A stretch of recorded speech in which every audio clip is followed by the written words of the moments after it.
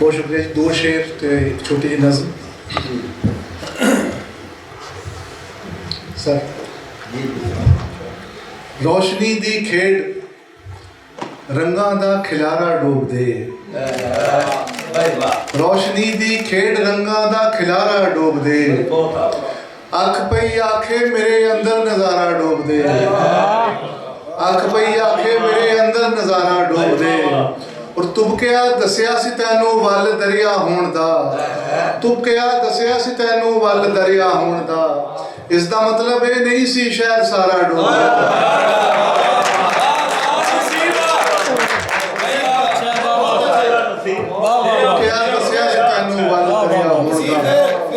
तुबकिया दसिया सी तैनू वल दरिया होण दा, इसदा मतलब ये नहीं सी शहर सारा डोब दे।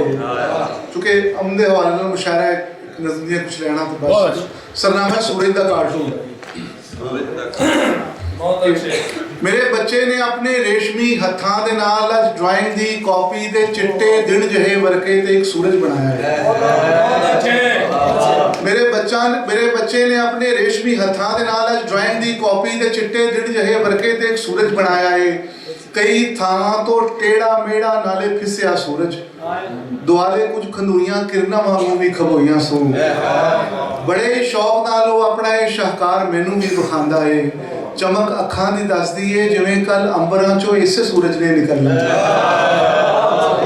चमक अखां दी दसदी है जिवें कल अंबरां चों इसे सूरज ने निकलना है। मगर वो मैनू पुछदा है कि सूरज है ते इस विच केड़ा रंग भरना है। मैं उसदे सामने खिलरे हुए कुछ रंग वेंदा हां। नजर एक लाल गूढ़े रंग उत्ते जम जाती है, मगर दिल आखदा है इनू रत्ता रंग ना दसा, मगर दिल आखदा है इनू रत्ता रंग ना दसा। किते मैं रंग दसा लाल खिड़दे जज्बियां वर्गा ते ए सड़कां ते डुल्ले खून विच उंगलां डबो बैठे। किते मैं रंग दसा लाल खिड़दे जज्बियां वर्गा ते ए सड़कां ते डुल्ले खून विच उंगलां डबो बैठे। किसे खंजर ते लगे खून दी लाली न ले आवे, अजिहे लाल तो चंगा है कोई रंग ना दसा। अते कल अंबरां विचों निकलदा है ते ए बेरंग सूरज ही निकल आवे।